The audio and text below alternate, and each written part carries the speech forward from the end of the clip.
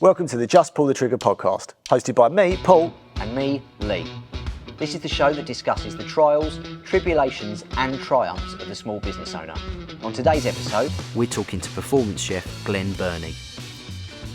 From his nan's kitchen to cooking alongside Raymond BlancHe, Glenn's journey has been full of twists and turns.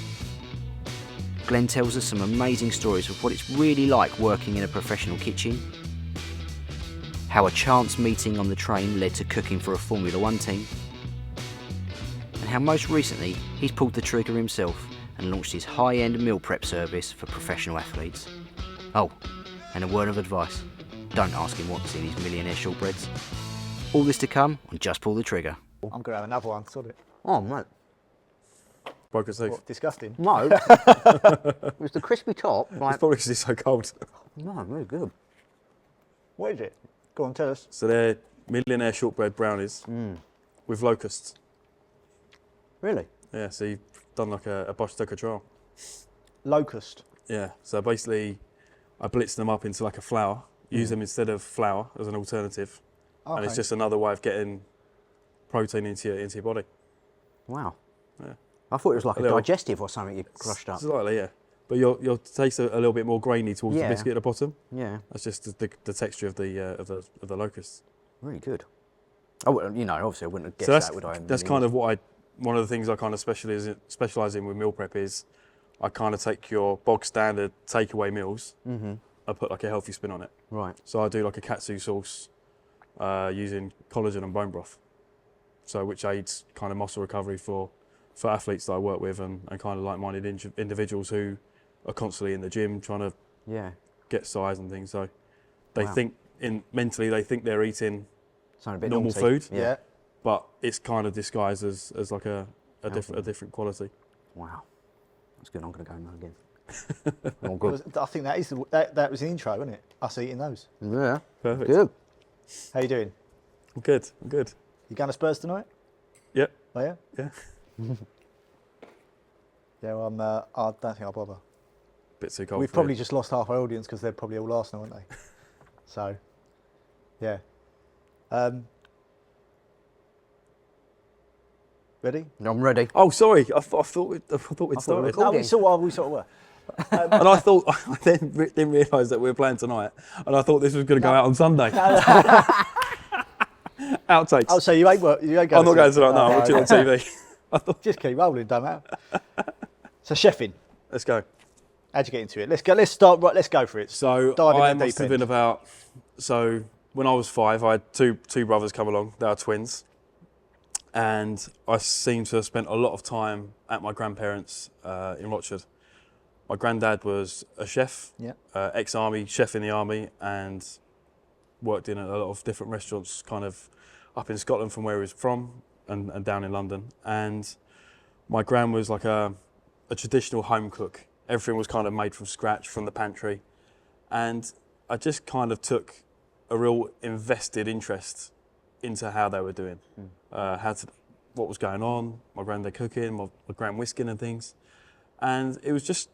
As a child, I was very hyperactive. I couldn't just sit in the space at the same time, work behind a desk. So cooking became a passion, something I had a real invested interest in.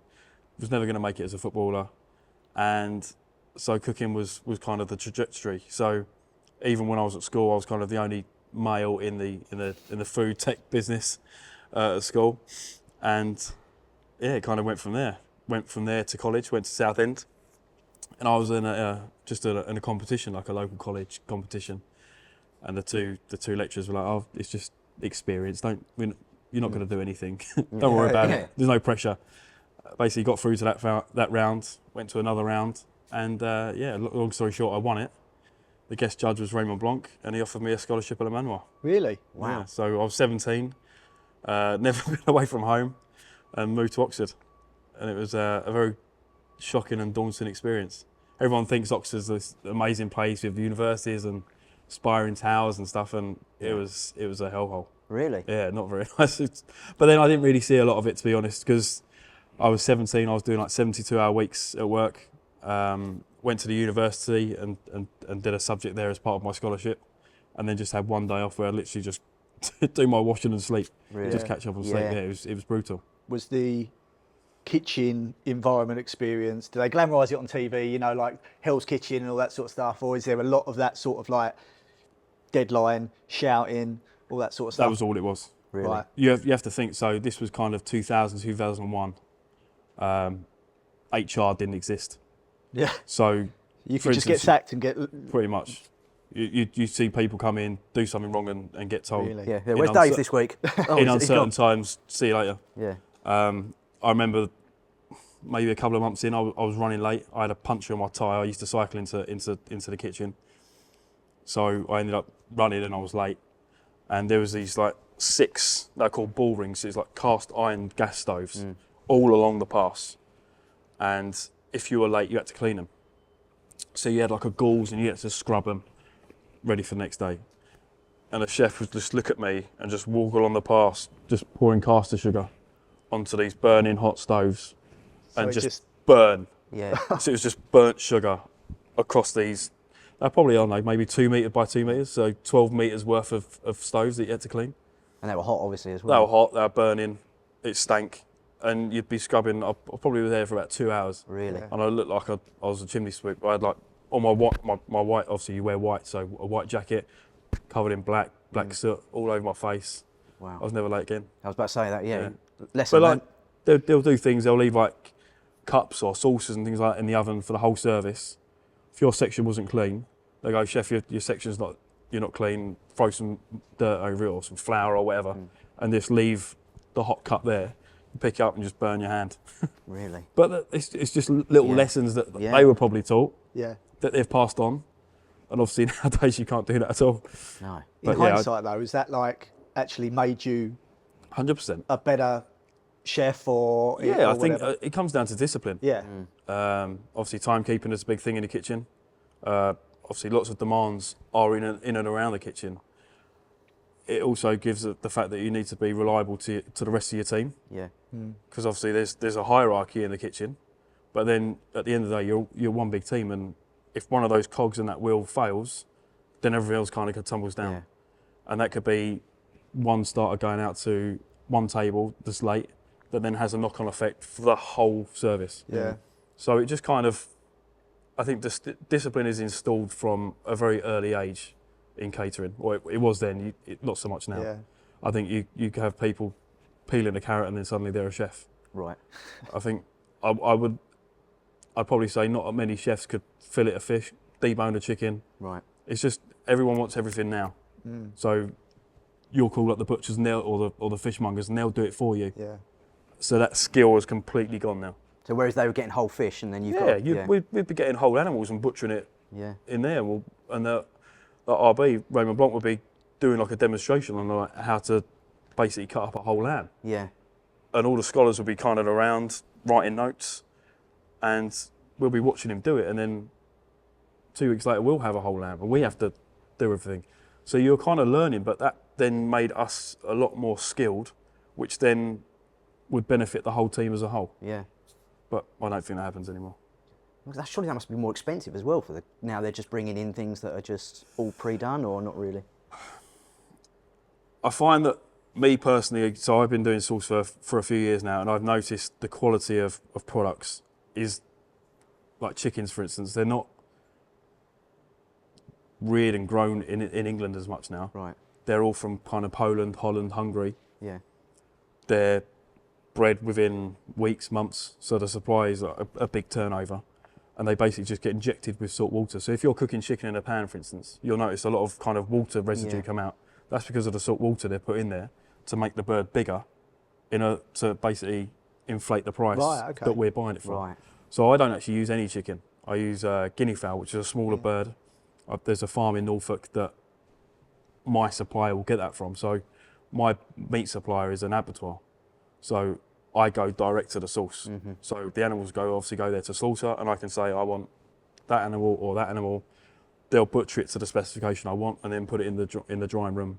And then when I want it, probably leave it between 30 to 40 days to dry age, and then I basically create my menu around what I've got there. Right. So I have like a 2-week menu kind of written down, but then I'll just tweak it. So there might be like a high protein macaroni cheese with 18-hour braised ox cheek, for instance. But then the ox cheeks I've used, so I might use a short rib or I might use a brisket, and so it tweaks. So my clients have an understanding of different. I'm trying to educate them as well. Yeah. And obviously, if there's something they don't like, then they just don't have that. But it's a very kind of niche industry that I do. It's not like a meal prep that like your Lions Prep or your Fresh Prep or Prep Kitchen or whatever these companies are that literally go big scale. Like I actually cook food for one of the CEOs of one of these large meal prep companies. He's like, I would never touch the food because I just know the quality is just so poor. Right. Really? Yeah. It's really interesting. I suppose it's hard to keep that quality high when you're making mass 10,000, 20,000 meals a week. There is that, but also if with me, I know I can then contact the abattoir and say, right, what farm are you getting this particular animal from? Because I want to know the sustainability. I want to know what it's been fed, because we could be eating chicken that's been eating pellets made out of plastic. Yeah. So along the chain, we're actually digesting particles of that pellet from the chicken. So I know that these guinea fowls are eating just pure corn. So we're just digesting corn as opposed to the plastic pellets. So there's a traceability that I need to make sure that I'm then passing over to my clients to make me and my company. Yeah. The standards are a lot higher. Yeah. So you buy something in a supermarket, it's going to be what you're talking about, right? Yeah. Meat from a supermarket is poor. Number one, you don't know. Obviously, it has a sell-by date on there or use-by date, but you don't know how long that has been sitting in the fridge at, say, Tesco's. Yeah. You don't know how long the butcher had that before he sold it to Tesco's, and you don't know how long ago that was killed. Yeah. But you look in the ingredients, there's probably going to be preservatives in there, and by adding preservatives, you're diminishing the quality of the meat and the nutritional quality. But then you don't know how long that meat's been around for. Yeah. And then you see like the little yellow sticker, and everyone's going for the yellow sticker, and I'm thinking, well, that could be like 15, 20 days old. What do you mean, like the whoops aisle? Yeah, that's what I mean. Yeah. So, but like The buy this now, like exactly. it's discounted because it's run out to today, waste. so we're going to put 20p off. Yeah. And it's like, oh yeah, I'll have that, 20p off. Yeah. Right. So going back to your company, Sourced, that is ultimately a food prep business. There's different arms to the business. Okay. It actually originally started during lockdown. Yeah.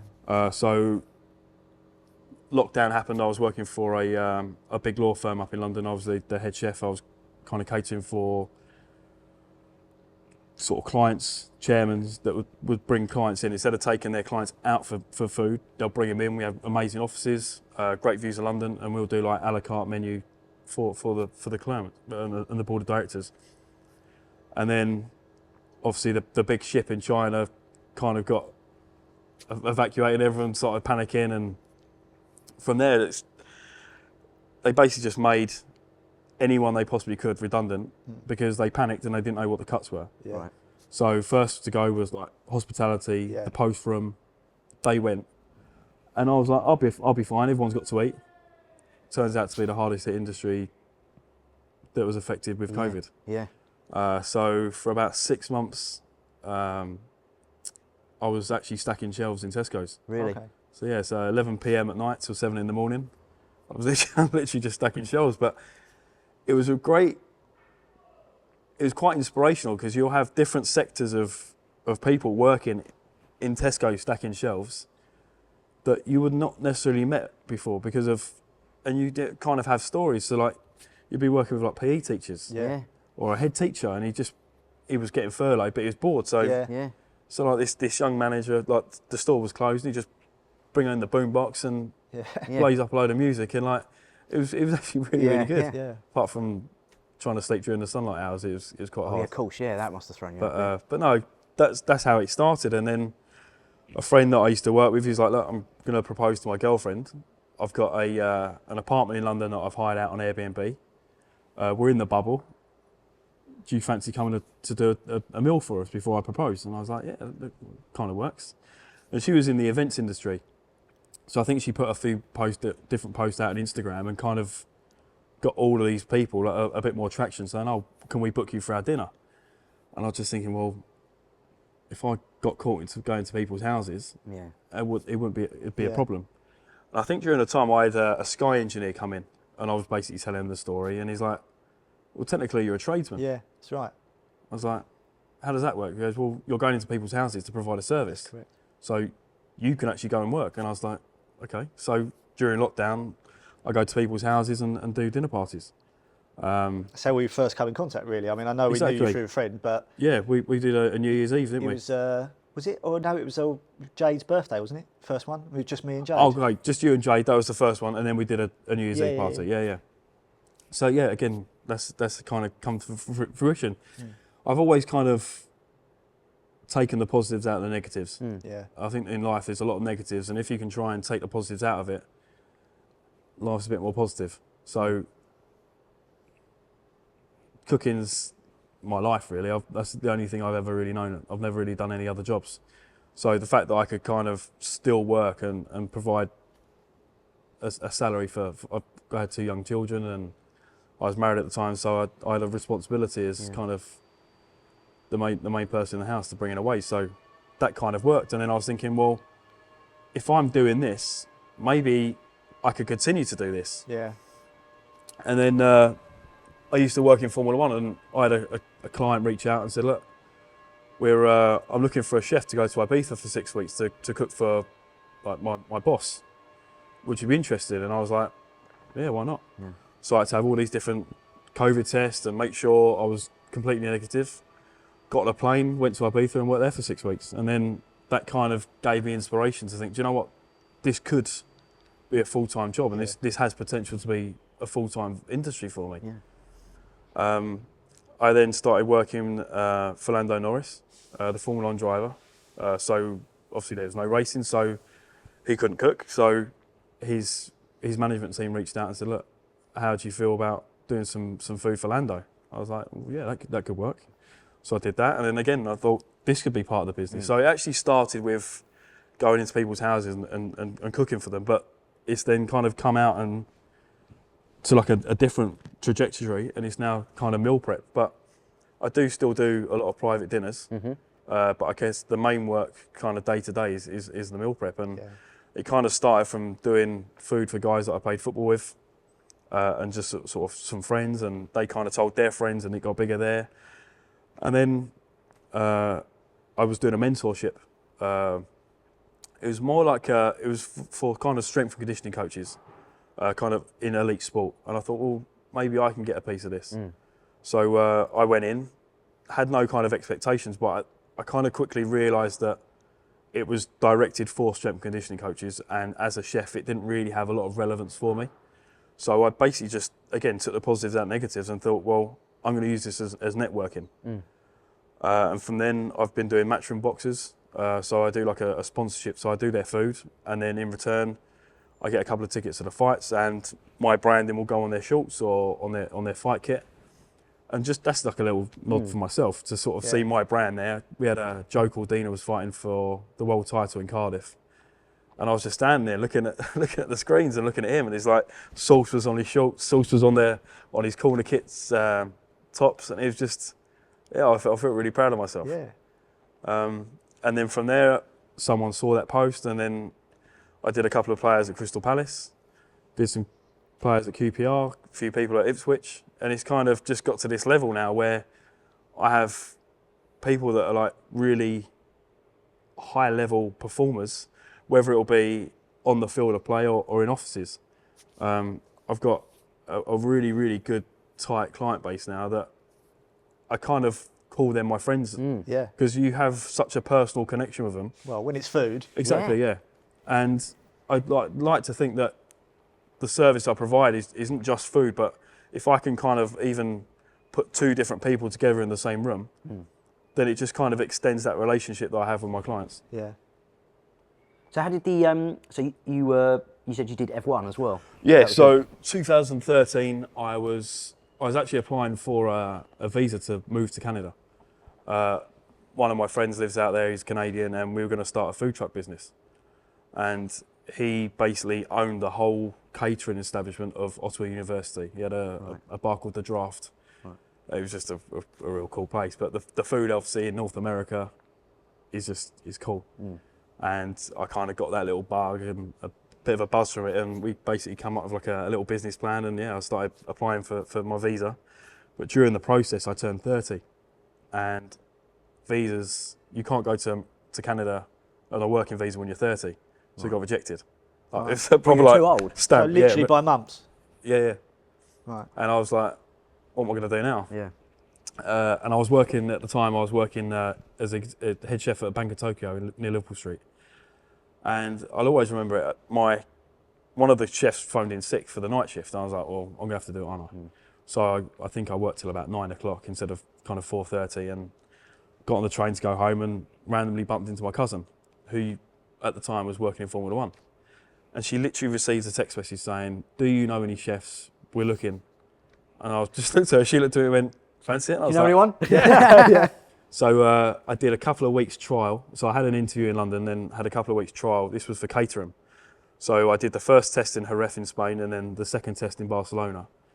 And like 3 weeks time, it was like the first race in Australia, and I was like fingers crossed, am I going to get it? And then I got the call.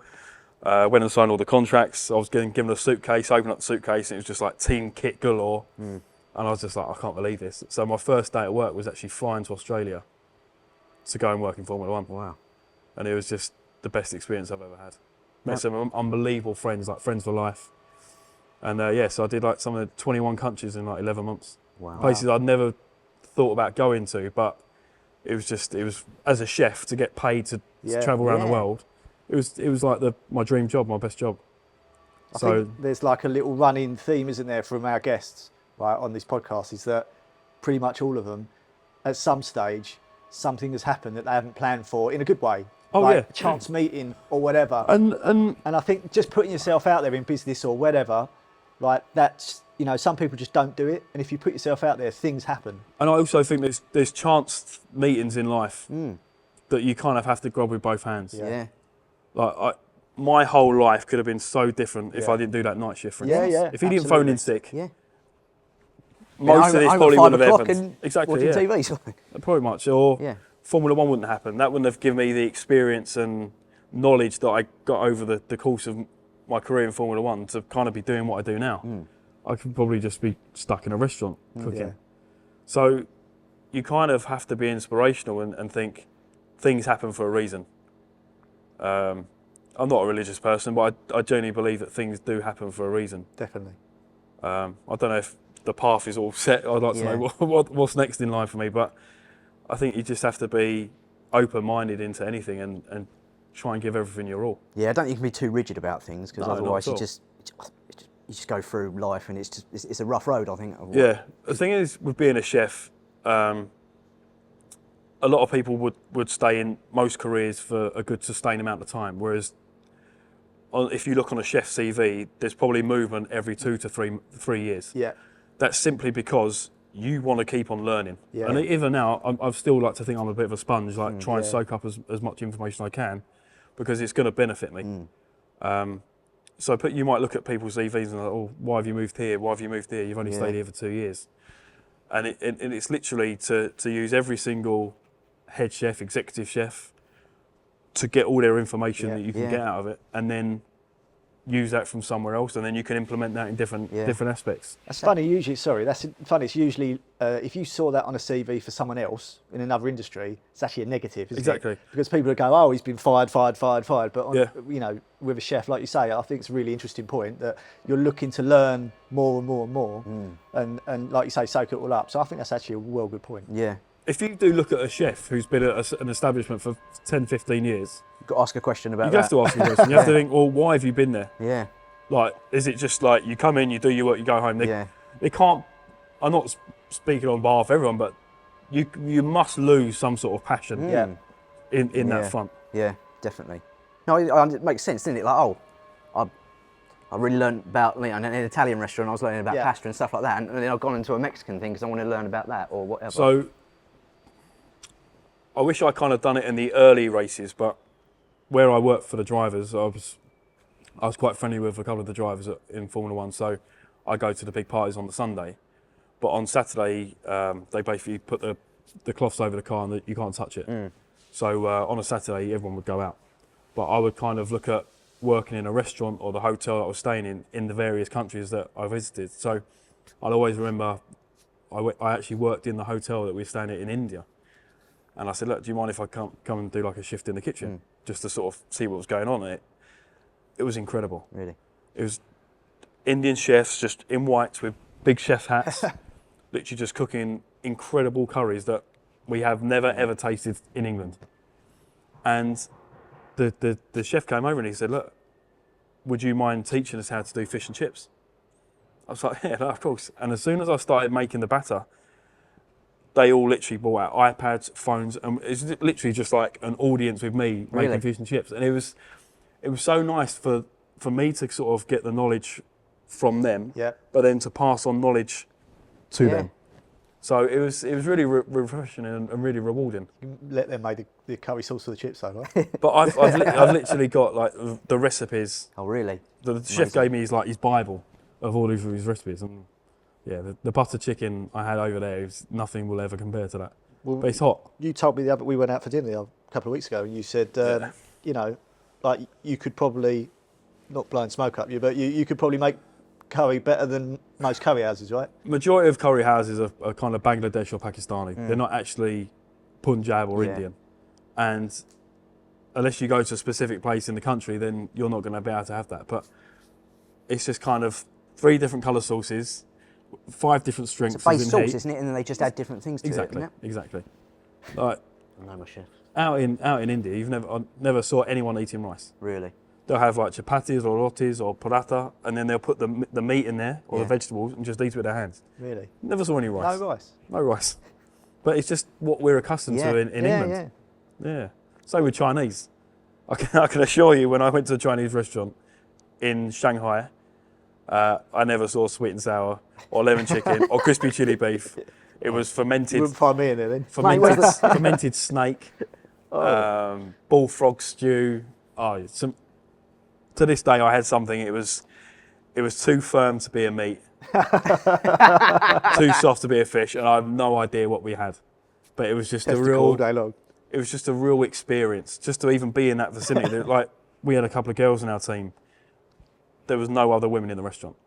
People were spitting on the floor. It was just a real peculiar kind of environment. But culturally, they were just like they were allowed to spit on the floor or whatever. But it was a real eye-opener. So like, we'd go through like a McDonald's drive-in and pick up a cheeseburger or whatever. They'd have like a half-hatched egg and just eating the embryo of a chick. And that was like a little snack for them on their way to work. Wow.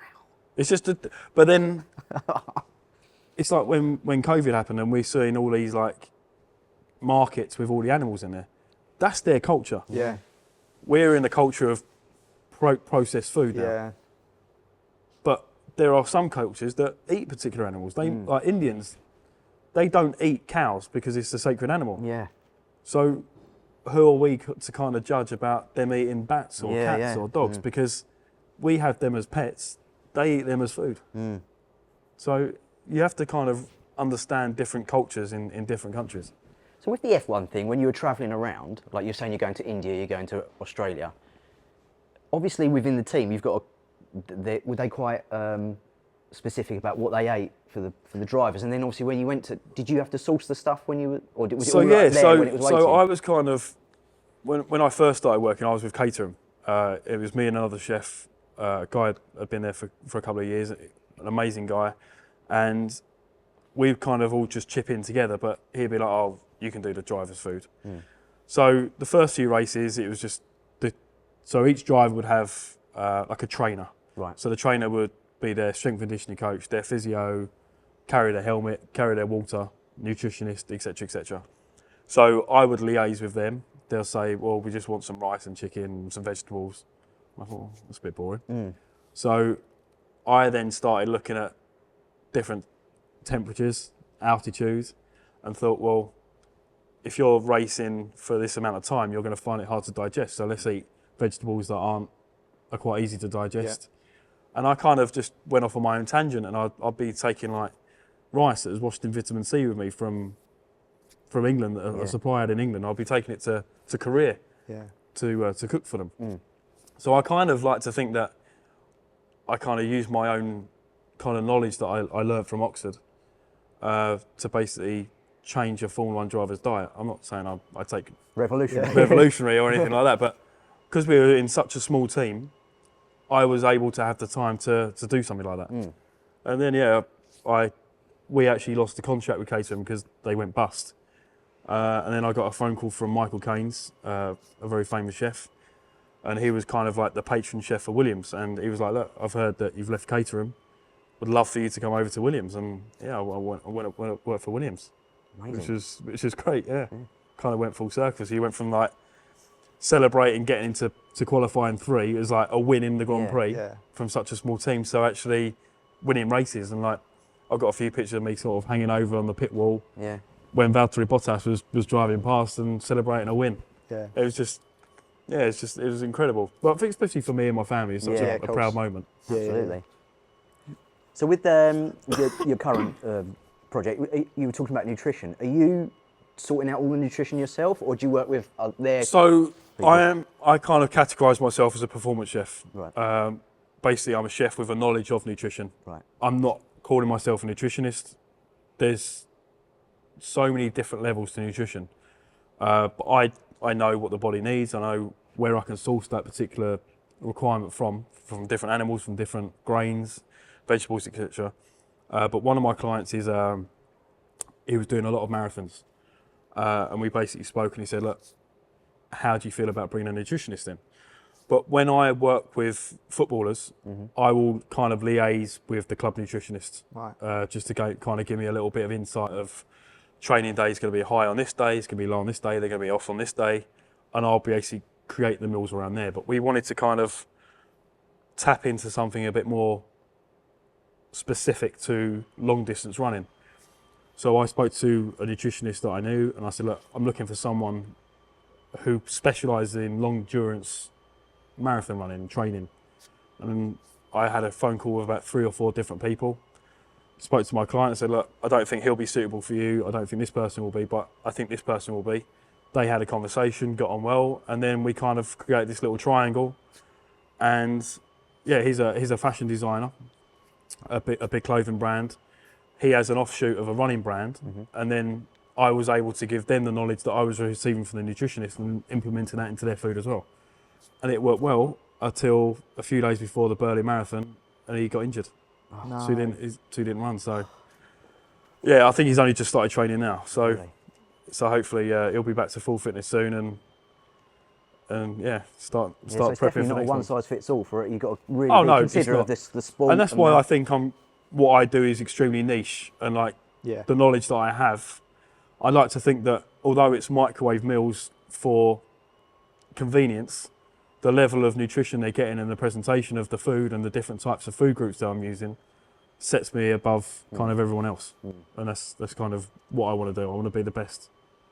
So if you're got someone, an athlete come to you and they go and they've got a nutritionist or whatever, or even if they haven't, do they say, I need this amount? Like, do you work with macros, or is it a bit more general than Some people just leave it to me. Yep. But then when I've got like an England international player that I do food for, the macros need to be nailed on. Yeah. They'll be doing vigorous testing maybe once a month from a performance centre. They'll then give me the data. I'll then go back to them and say, right, can you give me their schedule?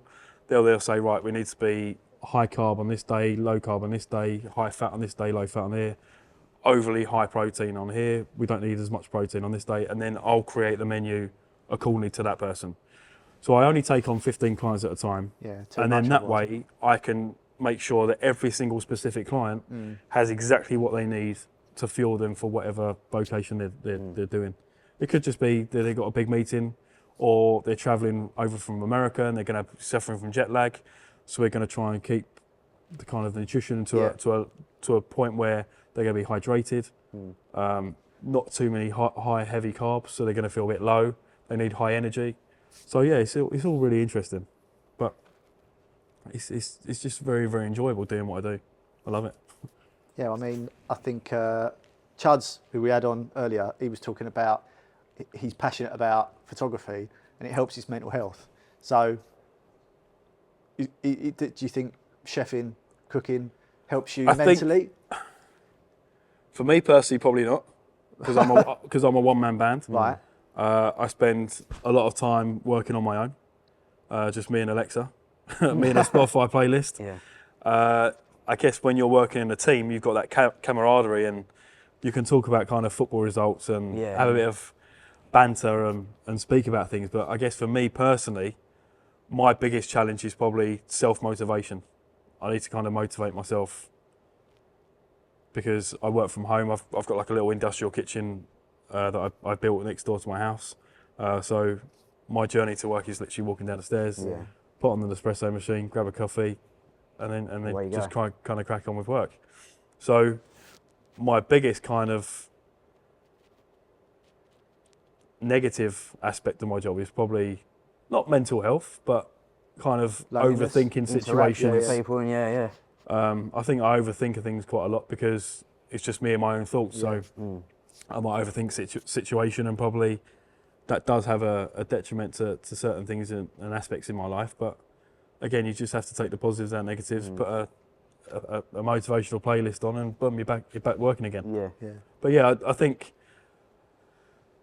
I don't know about now, but there used to be a lot of drug use and drinking in cooking, especially when I worked in Oxford, for instance. Like energy drinks weren't about then. So people would partake in drugs to sort of give them that buzz to do a 16, 17-hour shift.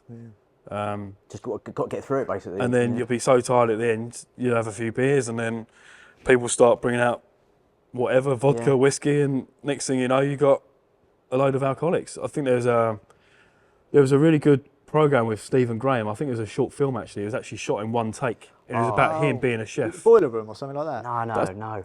I think you could be right, actually. Oh, yeah, no. It was. And there was like every single scenario of a chef. So He was an alcoholic, right? he was, and that's how he died at the end. Yes. Um, So he just ruined it for everyone, but yeah. Spoiler alert. But he went through every single aspect of being a chef. Like, there'd be an agency girl and she made a dressing, and instead of oil, she used walnut oil, and someone had a nut allergy and she got taken off because she had an anaphylactic shock. But every single aspect in that film is exactly what kitchen life is like. Yeah. You used to have a beer in a mug. It's called a chef's tea. Right. Honestly, people at the end of the service, like someone come in with like loads of mugs, and I'll be like, why are people drinking tea and coffee now? Like, in the morning, it would just be espresso, and then halfway through their shift, drugs, and at the end it'll just be alcohol. And that was like, obviously not myself, because I was young and I didn't really want to do anything like that. But there'd be like well-seasoned chefs that would be their diet. And I think health was such a big thing there. Like, you'd literally be running on empty, and you'd be drinking espresso, probably partaking in cocaine, and then drinking beers at the end. And that was their diet. Chefs don't eat because they're cooking with food all the time. The last thing they want to do is take a break and eat. They want to go down and have 20 minutes shut-eye in the locker room. Are they eating while they're cooking it though, and tasting it? And Yeah, there was obviously aspects of that, but you'd always have. I remember after lunch service, before dinner service, you'll have chef's lunch, and someone would be nominated. A majority of the time, it'd be called a bucket omelette. So you'd have like an olive bucket that was obviously empty. You chuck a load of eggs in there, some leaves or meat or ham or cheese or anything. Get the big blender, blend it all up. Basically, bang it in the microwave. There'd be some bread left over from lunch, and you would literally tip it up, cut it all up, and it was literally like a sandcastle of an omelette, and that would be lunch. But you just literally grab it just to kind of so fuel you're making yourself. great food for other people, but you're actually not doing anything yourself. I mean, now I very rarely eat. Really? Yeah. Now and again, I might have some peanut butter and some sourdough or something. But 9 times out of 10, the only time I've really had breakfast, lunch, and dinner is probably when I've been on holiday. Really? Yeah. Mad, isn't it? Yeah. Just because you're cooking all the time, the last thing you want to do is. It's like busman's holiday, basically. You don't want to be doing pretty that. much. I drink so much water. I probably go through 24 bottles of Voss every few days. Really? So I've got that on the Is on that cycle. due to heat in the kitchen and being in it, I or just? don't know. I just drink water. I Probably started fills drinking you up, energy drinks. These energy drinks that are, Yeah. I got a little kind of endorsement with Virtue. So when I was in Brazil in Sao Paulo, I was introduced to this drink called yerba mate, which is it's like a green coffee bean. But so you have the seed, and there's just all these loads and loads and loads and loads of herbs. A lot of the South American footballers, you might see them get like travelling on the plane with this like little cup with like a little straw, and they'll walk around with a flask of water because they have to keep on filling up. So it's a drawn out process. And then one of my clients, I randomly saw, she did like an Instagram post, and it was these drinks, and it actually contains the yerba mate in there. So I reached out and said, look, I'm a performance chef. I was drinking yerba mate when I was in Brazil. Where can I get these from? And we just had he goes, oh, can I give you a call? And we spoke for about a good couple of hours about just life in general and stuff. And he's like, look, how would you fancy about if we sent you some, and maybe you can sort of distribute them to your clients? And so yeah, so I do some work with Virtue, and yeah, it's just a really nice different energy drink. Yeah. Very clean as well. Very, very clean. But it's the only energy drink that actually contains yerba mate in it. Right. So is it obviously just available, like, what is it? You say it's a leaf, or? Yeah, it's like a herb. Right. But the nutritional content in there, like for instance, Lionel Messi, the biggest footballer of a generation, the greatest of all time, some say, that is like, he drinks that. So everyone will see him drinking this, but no one will actually know what it is. Right. But these guys actually put it into their energy drink, and that is where the caffeine comes from. Right. So it's like nature's caffeine, basically. Exactly it, Mother Nature's caffeine. Yeah. So I'm curious to know, when you're making your prep meals, obviously, it must be quite different because you've got to think about, this is going to be blitzed in a microwave. Do you have to think about? So for instance, if I'm cooking broccoli, like purple tender stem broccoli, for instance, there'll be boiling salted water. I'll put a squeeze of lemon in it, and I'll literally blast the broccoli for about 10 seconds, right, and go straight into ice water. Right. So when they actually, this is the problem with kind of meal prep for the masses. Yeah. You reheat it, it comes out, it's not soggy, green, yeah. it's just soggy, Yeah. there's no flavour in it. Yeah. All the nutrients are kind of steamed away. Whereas by doing how I've kind of done it and researching and trial and error, when it gets reheated in the microwave, it comes out restaurant quality, Yeah. it still has a bite to it, it's still green and vibrant, and it still contains all the nutrients. So yeah, literally everything's kind of sauteed in a real hot pan for minimal seconds. Everything's all blanched or roasted. So most of the food is actually kind of 80% cooked. So when they heat it, they're actually kind of finishing it To off. the last 20%, and then it comes out. And it comes out It's not like dry and all that exactly that. business. Yeah.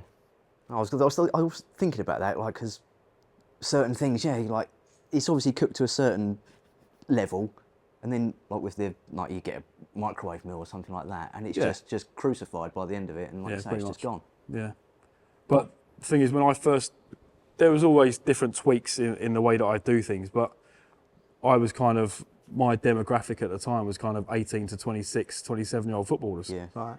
Who don't really have any kind of spare time to be worrying about food because they've obviously got training, or they've got other brands that they're kind of associated with, or they've got probably things that they've got going on, maybe interviews, etc. But I needed to think of a way and a product how I can maybe give to them that they can reheat without even thinking about it. So the microwave is obviously the go-to option. So then I thought to myself, well, how can I make this as an elite quality meal that has all their nutrients, really good quality ingredients that they can put in a microwave? And that's how I kind of come up with it. But the branding of Sourced, it was actually the first idea I had. Really? Because obviously I'm sourcing ingredients, and I just thought Sourced, and I thought, yeah, that's not a bad idea. And I used to live in Rochford, and there used to be loads of farmers' fields with wheat, and I kind of had like, well, Sourced, what do you think? So it's kind of the logo is very kind of simple. Yeah. And that's kind of what it is. It's kind of very, very simple, but done in an elite way. And yeah, so Sourced has many different arms to the business, but it's quintessentially an elite type of food. Amazing. Yeah, I mean, I must say, these were fantastic. Yeah, I'm going to have another one. Yeah, the whole locust thing as well, like, So I learnt that actually in Australia. Oh, really? 2013. We obviously the first race was there, and we went to a restaurant and they were eating bugs. Right. And I was like, first night I went, I was like, I'm not eating that at all. Yeah. And then we got introduced to the owner of the actual restaurant maybe the third night in a bar. We weren't at the restaurant. He's like, why don't you come and like, I'll give you like a little tour of the kitchen. So I went and did the tour of the kitchen, and he basically gave me the insight as to the reason why certain aspects of the insects were on the menu. And it was just basically to deliver protein into the body. And I thought, well, so then I don't know, 8 years on, I thought so many people are having gluten intolerances. So trial and error, I basically bought a load of insects. Locust would seem to be the best one in regards to ratio of protein. Blitzed them all up into like a powder. That would then be the flour. And then I had to change recipes to like sort of quantities of eggs, etc. I then switched out normal hen's eggs, used duck eggs because again the nutritional content is a lot better than hen's eggs. Blitzed in the locust flour, and it just come out and it just works. Yeah, so protein. I don't normally tell them what's in it until they've actually tried it, and then they go, because they "Do you know might what? go, That's really, no, really I'm nice." Yeah, preconceptions. And then you tell them, you say, "Oh, that's a locust shortbread or a locust brownie." They're like, "I'm not trying that." But then they eat it and they like it first. Yeah. And then you tell them, and it's like, "Oh wow, how cool is that?" Yeah. And then So marketing, being a chef, I'm guessing it's not Google ads or probably even social media. I mean, sure, social media helps, but got to be word of mouth. social right? media is good for like a landing page. There's obviously pictures of food that I've done previously, or I might post a story of maybe me slow cooking a lamb shoulder for like 18 hours and pulling the bones out. But for me personally, the best way of marketing is word of mouth. Yeah. If you know that you're getting a product from someone and that person's recommended that product to someone else, from the people that are actually promoting it, you know it's trust, good, isn't right? it? Of course it is. People just You have to have that trust in. It's very similar for us. Like when people are giving their stock to us and we're sending it out for them, it's like their baby. Very similar for these guys. You know that you've got to have a good product, and if you get recommended, and that's probably one of the most reasons powerful why point. I'm a bit of a lone wolf. Yeah. I've got a driver who does some work for me, but apart from that, because like you say, because it's my product, if I go away and I then say to someone I know, "Oh, could you cover me for a week doing these are the foods," then that food gets sent to my clients and they're like, "Do you know what? That weren't great. I didn't like that at all. Yeah. That looks bad on me." Yeah. Well, we were talking about this because we went out. The reason why we went out for dinner is because we were talking about starting something in the new year together, and I was asking you about scaling it, right? Yeah. And you were like, and this is a compliment, by the way. Like you were like, I'm not sure I want to because the food is my hands and what I'm doing. Do you know what I mean? Rather than if you teach someone to do it, are they going to do it the same as you? Yeah. And then also, what do I do? Yeah. I'd rather do the work myself than pay someone that I don't relatively trust to send out that quality. I know that when I send the food out, I know that the quality is the level that I've set. Yeah. And the worst marketing is you sending something out and it's crap. Yeah. Exactly. And that could have a domino effect. Yeah. So I'm quite careful when I take time off, or I'll always try and, if I do have something I need to do, I'll always try and do it on the Thursday, Friday, so everyone's still got food for the week. But yeah, going back to the sort of the marketing side, I think it's all about demographics. Yeah. I think social media is a big, powerful thing, but for me personally, I'm not going to start getting off on how many people like my picture or how many followers I've got. I kind of see Instagram as a bit like a floating website that people can, if they have been recommended, they can just sort of see it as a touching point and think, oh yeah, like, that looks nice. Oh, look at that! I'm going to get Glenn in for a private dinner. I'm just going to see what sort of food he does. Although a lot of private chefs and a lot of private catering will probably have like menu A is £50, menu B is £60, menu C is £70, and they're cooking the food that they like to cook. Yeah. Whereas as what I do for Paul and all my other clients is I'll have a consultation with them and say, right, give me a list of your favourite ingredients, or if it's a birthday, it might be, what food did you enjoy when you were growing up? Yeah. And someone might say, oh, I remember for my 10th birthday, I went to a fun fair and had candy floss. Right, I'm going to put candy floss on the dessert. But I'll then create a menu around their requirements. So it'll be a 3-course menu or a 5-course menu. And therefore, they're actually eating the food that they like, or what their guests like, as opposed to, oh, by the way, this is what you're eating today. Yeah, they're like, well, I don't really like that. Yeah. I think when you go to restaurants, you're always either going to go there because it's been recommended to you, or you've looked on their menu and you like their menu. So that's kind of what I've done. The recommendation is the recommendation, or looking at the menu, they're actually kind of looking at previous pictures of my food, or I'll send them sample menus of previous. And then again, we'll do like a week's trial. If they like it, wonderful, let's go ahead. If they don't, then first of all, I won't say, okay, thank you, see you later. I'll say, well, how could I make that service better for you? And then they might say, well, I like this or I like that, and I'll implement that. Because at the end of the day, the more clients I've got, up to 15 clients, is great for me. But yeah, recommendations is always the best form of marketing for me. I think Instagram for you would be validation. So yeah, pretty much. If I go, Lee, you know, he's great private dining or whatever, and then you go and search for him on Instagram, you're not there, or you posted 3 years ago. Yeah. Right. That's sort of like, oh, he's not very active or whatever. But if you're reasonably active and you see all the stuff, then yeah, you know. But then one of my pet hates at the moment is like when you go to a restaurant, and a classic example is, say, Restaurant Gordon Ramsay. It's called Restaurant Gordon Ramsay. Gordon Ramsay's not there. Yeah. A lot of these chefs have their names on their restaurants, but they're not actually present. Yeah. So if I'm going to spend £300, £400 plus on a meal, I'm hoping that chef is going to be there to cook it for me. And it seems that that's not the case anymore. No. It's kind of smoke and mirrors, and they've got a team in there who's cooking their meal. Brand, of course, personal brand, but they're just like, they're off doing other things. Exactly, yeah.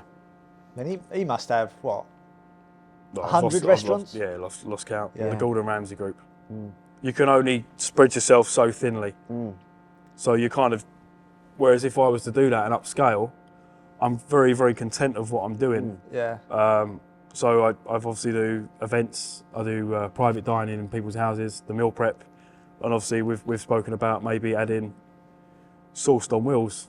I guess that's as much as I can really say at the moment, but we've got an idea and a strategy that we've been kind of looking into in quite a very in-depth level of another arm. But again, I'm not spreading myself thinly where I can only just about cope with everything. I'm doing it whereas I can maintain the level and the standard that my clients are accustomed to. Yeah, there's only so many balls you want to be able to juggle, and you know, you don't want to drop one. Exactly. And I think when chefs do that, and they are spinning multiple plates, they've got other people spinning them for them. Whereas I don't really, right now, my client base is still relatively small, but big enough for myself. Whereas I don't want to bring other people into this and then spread myself thinly. Yeah. I was about to say, what's the future hold for sauce, but. Well, it's not quite MI5 level, is it? Yeah, it's not MI5. Yeah, there's no kind of NDAs. We've been talking about doing a food truck together in the new year. So that's we've been talking about it quite in depth, but. And it would be, I think, looking at maybe getting a restaurant right now. Just take Lee Broadway for instance.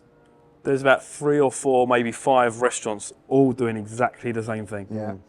And we went to I'll call it an establishment. It wasn't really a restaurant, but we went for something to eat. And Paul decided to order pretty much every single thing off the menu, off the starters. And it all came with the same cress, and it all came with the same seasoning. It was the tahine. I think that's how you say it. It's like a chili lime that you put on like a spicy margarita. This stuff was sprinkled on every single one of the dishes. There must be about 9 dishes, even on the olives. It was all peppered on the olives, and I'm thinking, there's no creativity anymore. Well, he was like, there's tagine on everything, and like in a negative. And I was like, oh no, it's lovely. Yeah, and then I don't know where I was, but I was somewhere, and it literally just rows and rows of this tagine. So I sent it to Paul. But I think the good thing about having a food truck is not only is it mobile. So if you're at a location and it's not so busy, you then go to the next location, or you can maybe rock up to a festival or a private party, go to people's houses and open up. But then the beauty of it is, the menu doesn't have to be stagnant. It can change throughout seasonality. Yeah. You might think, do you know what? My abattoir's just got an abundance of meat at the moment, and we're going to do brisket. But let's do the brisket really good. Let's do it with innovative sort of sauces and serve it. And then you could go there and do that, and then go to the next place and serve it. I think with a restaurant has to have a reputation. Yeah. And you'll be going to that restaurant, and the menu will not be changing every single day. If it does change every day, you're thinking, well, what are they going to be doing with the waste? And you know that's going to be recycled. Yeah. So I think with a food truck, it's just a great way of kind of catering to the masses with different food. So you might have one guy come off the train. He could eat food on a Monday, Tuesday, Wednesday, Thursday, and it's all completely different. And I just think the fact that before I worked in Formula One, I was moving to Canada to set up a food truck business. So I have a knowledge of it. And then when I worked in Formula One, I worked in various countries and learnt different skills and techniques and flavour combinations of food. So I kind of think that I've now got into the pinnacle now where I'm still learning, but I also have a very in-depth knowledge of food and ingredients where I can utilise that and just maybe educate clients. So they might say, it's like when we do private dinners, a lot of the time, if they're like a repeat customer and they've got an island, instead of sitting at the dining table, they'll sit on the island. Yeah, we're talking and to you, they'll aren't eat, we? and it'll be like an audience with me. Yeah. And we'll have a discussion about like how I got into, a bit like what we're doing today, but I'll be cooking at the same time. Yeah. And it's just very, very kind of immersive. It's very social. Yeah, it's very social, but it's also another way of bringing a restaurant to their house. Yeah. They don't have to go out. They don't have to get taxis everywhere. They're in the comfort of their own home. They're drinking their own wine.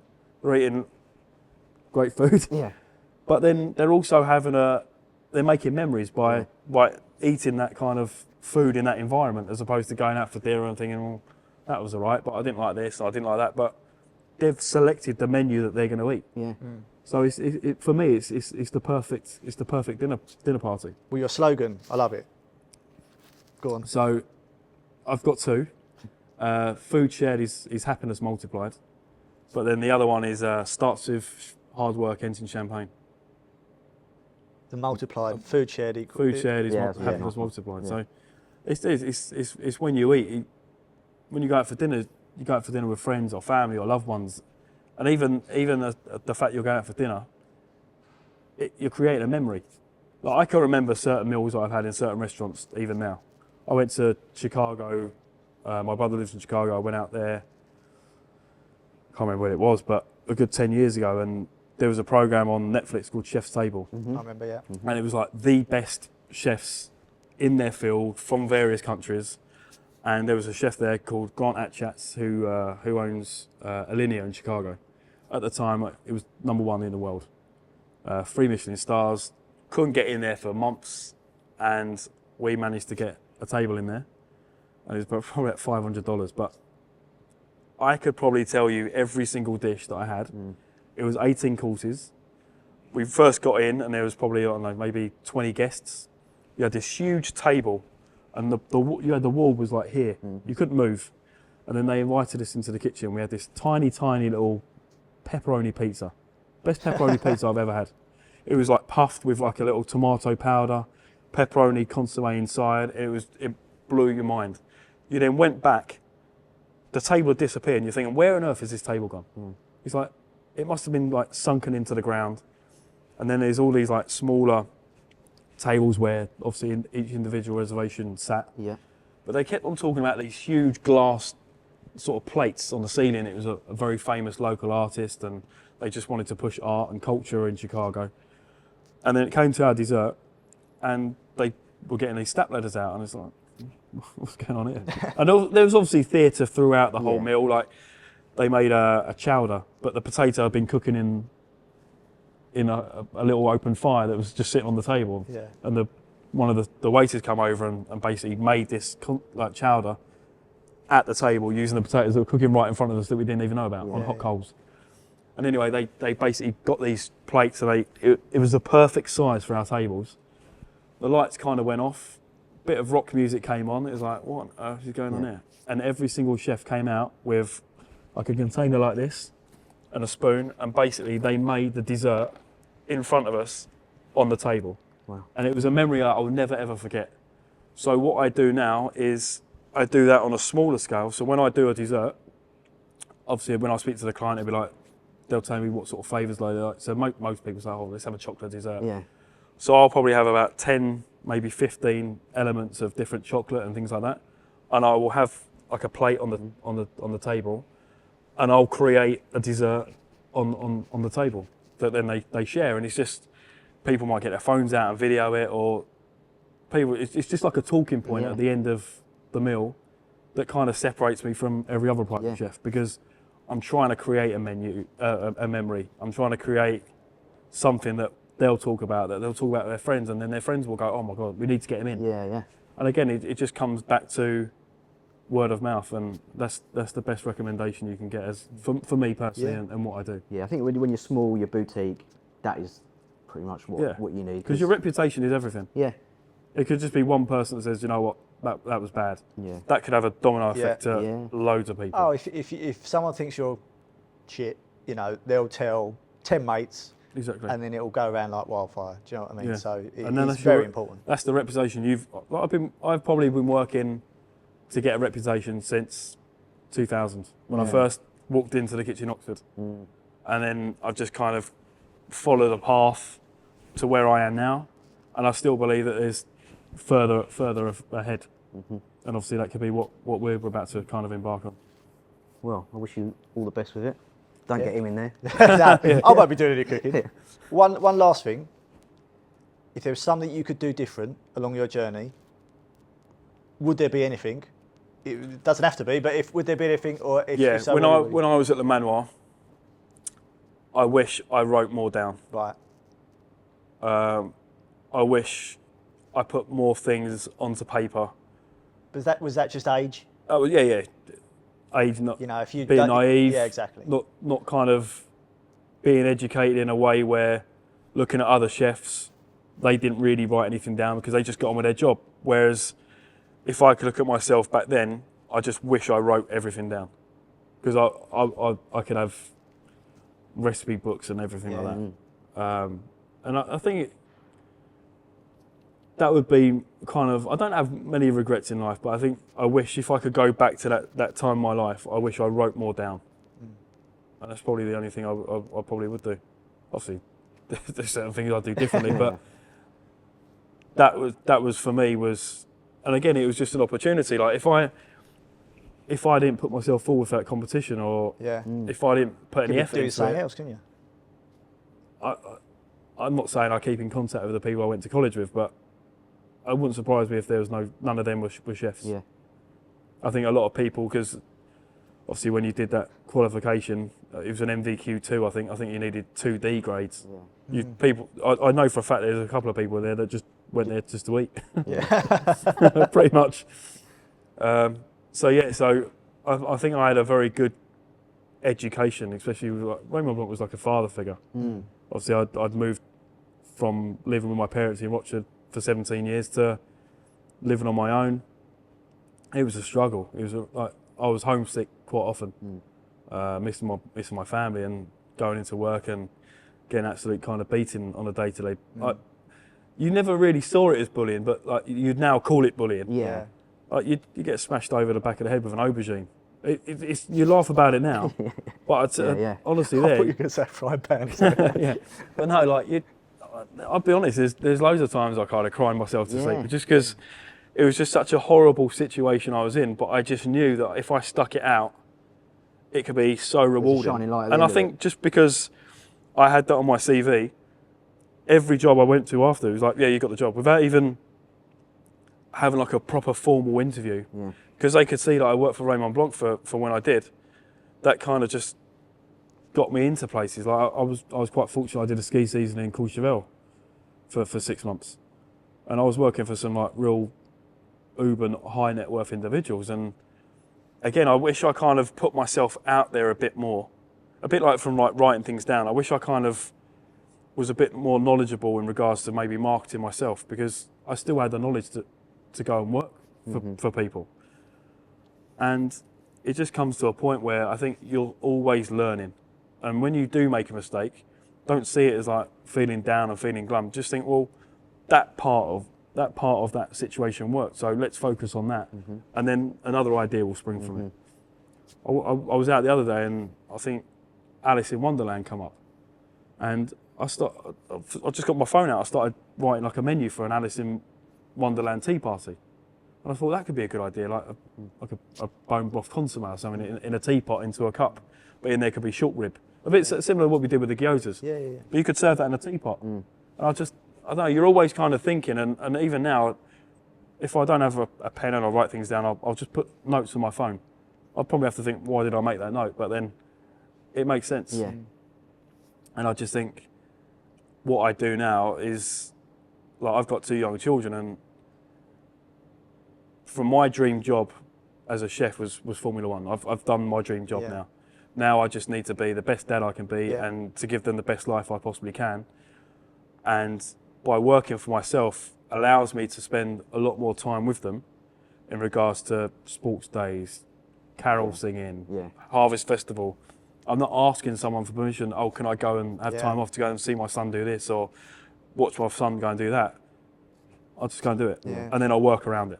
So, my main focus is obviously giving the boys the best life I possibly can and be the best dad I can now.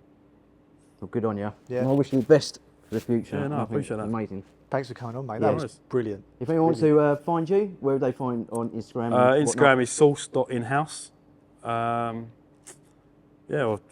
just see the... Drop me a message and I'll Yeah, send exactly. just ask for Paul Jefford, and he'll pass your details my way. Glenn, thank you very much. Oh, no Thanks, worries. mate. Thanks, cheers. Thank you. Cheers, pal. Thanks.